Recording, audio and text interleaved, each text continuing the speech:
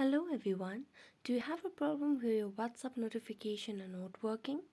So if someone sends you a message on WhatsApp and you don't get any notification on your home screen or lock screen, then this video is for you.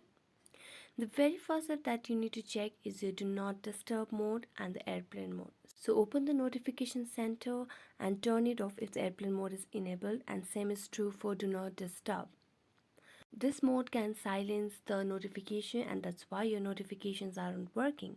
The next step that you can do is to open settings on your phone and then go to the battery settings.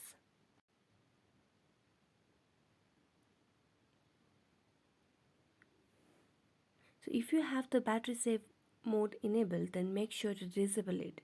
What it does is it restricts the background activities, so maybe your app is not refreshing in the background and that's why you don't get notifications when you get a message. Next, let's open the settings on our device and then open the notifications. Scroll down through this list until you find WhatsApp and go through app notifications and make sure that the notification for WhatsApp are enabled right there.